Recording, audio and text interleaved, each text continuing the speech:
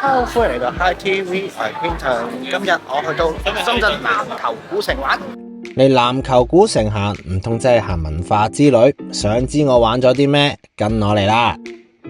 籃球古城超過1700幾年歷史。哇！呢度可以拍古裝劇，但係呢，即刻有啲現代嘢喺度。唔好睇佢個城牆好似咁古舊啊！只要穿過呢度城牆，你就會好似去咗另外一個世界咁。穿過呢個城牆之後，你就會踏進充滿文藝同埋文青氣息嘅世界。呢度有好多文青嘅咖啡室、設計師嘅工作室、古玩店，甚至連博物館都有啊！當然唔少得飲食啦。我見到一個港式噴泉樓站，我諗點樣噴泉法？佢咁樣就係噴泉咯。行咗一陣，揾啲嘢食先。我嚟到淘喜小館，呢間鋪頭個鋪頭名都講咗，佢只會做18樣拿手嘅餸。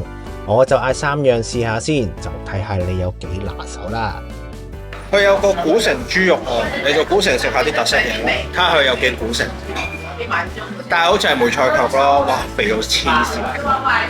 但係梅菜扣肉整得好係食落去睇落肥，食落去唔肥。咁試下呢一度個水準係點？嗌咗家常菜，嗌咗肉，嗌咗飯，仲唔係住家菜？第一樣餸嚟啦，第一樣餸就係焦香金錢蛋，佢係虎皮煎蛋嚟㗎。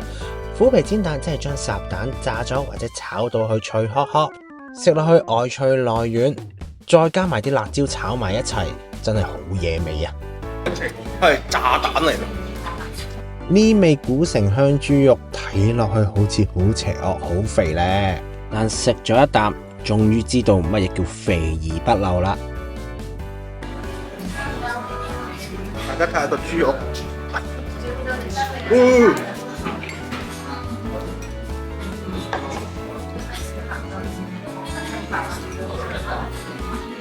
哇，好香啊！好香，但一定要撈下汁，好肥。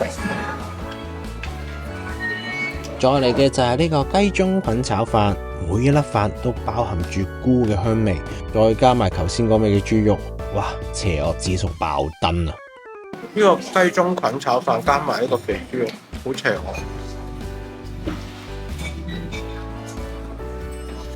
同埋撈埋啲欖菜嗰啲咧，好正。食完飯就繼續出發。頭先都講咗啦，籃球古城有唔同嘅博物館，我就帶大家去睇其中2個啦。呢一個博物館呢，就係講深圳灣嘅地理形成，佢嘅環境，仲有呢一度有咩動物棲息添。第2個博物館就係講深圳灣嘅貿易歷史，講述佢嘅貿易發展史，仲有當時唔同嘅貿易品喺度展示出嚟。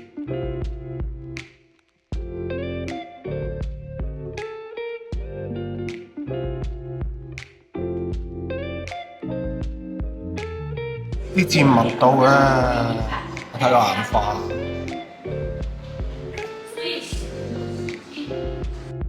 呢個英吉利國新出種豆奇書啊！籃球古城呢個地方都幾特別嘅，佢好似將過去、現在同埋未來嘅嘢聯合埋一齊。前一秒好似見到啲現代嘢，下一秒就見到個衙門啊！以前睇電視劇隔住個熒幕睇個衙門就睇得多，但親自嚟感受呢，都真係第一次。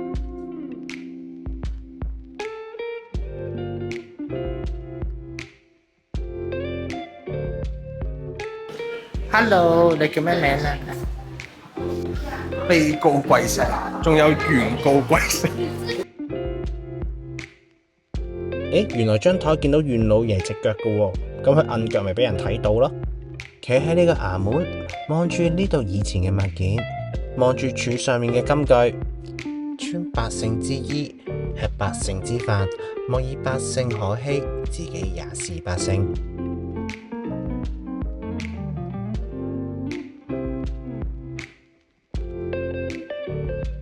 行到個口都有啲乾啦，見到有間手工朱古力店喎，仲有雪糕買杯嚟試下先。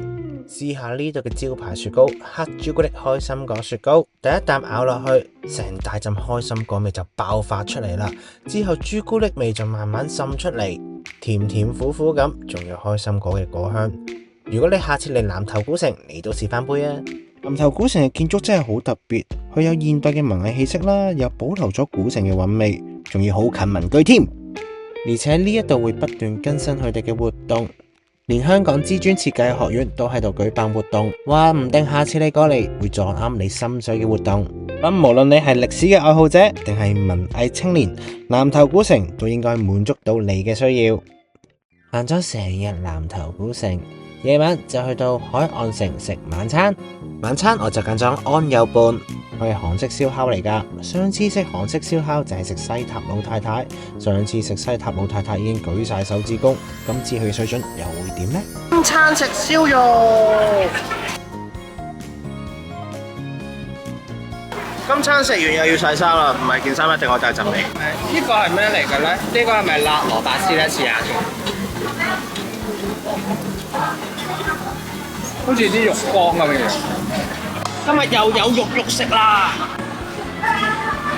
上次就食咗西塔老太太嘅燒肉啦，今次就嚟呢間安友伴，咁就試下，咁就睇下同西塔老太太有冇得揮先。呢度啲泡菜已經熟悉啲咯喎，唔係話好出色喎。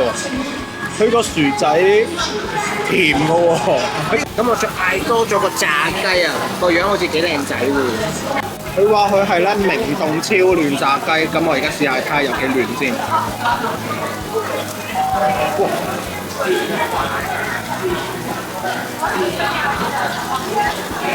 真係好軟熟喎，咬落去好似咬個棉花咁喎。個醬就係淡鑊醬咯，咁就偏甜少少。佢嫩就嫩啦，但係肉汁就唔係話好多。脆辣雞翼嗰啲肉汁仲多過佢。第一款燒肉就係雪花黑豬松板肉，呢度嘅燒肉同西塔老太太一樣，都係店員幫你煮，唔使你親自落手煮㗎。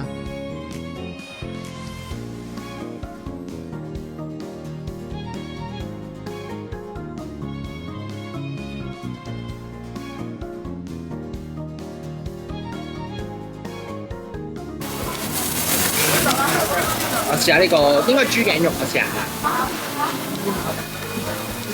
哇！佢薄嗰個位好脆啊，脆殼殼啊！食完啲韓式燒烤咧，我最中意就係一塊肉啦，辣椒，再加多塊蒜片，咁就好好食。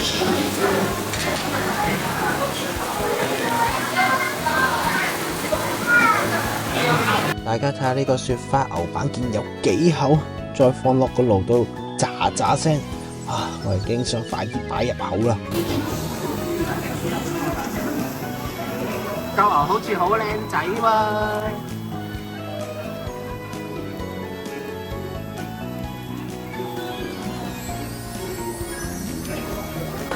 好，試下呢個康格斯啦。呢一款肉叫做秘製吳桑格，係啲薄切牛肉嚟㗎，佢有醃製過，燒到燶燶地，再夾埋啲菜食，就可以一塊接住一塊係咁食啊！頭先抽咗隻辣夫婦，想抽公仔啊都係抽唔到，今日抽隻機械人辣夫婦，好得意啊佢！歐風。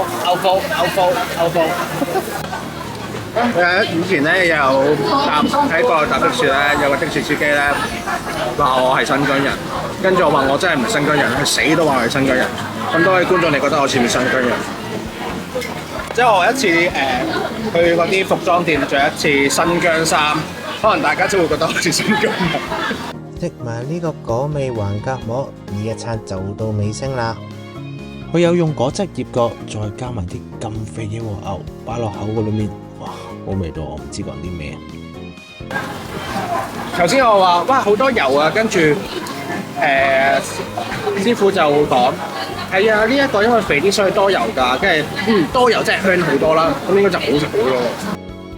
由晏晝食到夜晚，南頭古城就好似一本書咁，每一頁都有唔同嘅驚喜，唔單止有悠久嘅歷史，仲充滿文藝文青嘅氣息。如果你都嚟深圳玩，千祈唔好錯過呢一座古城啊！去到最後記得 like、share 同埋 subscribe 我 channel， 或者你有咩地方想去，想我去試嘅話，都歡迎同我講。我哋下條片見啦，拜。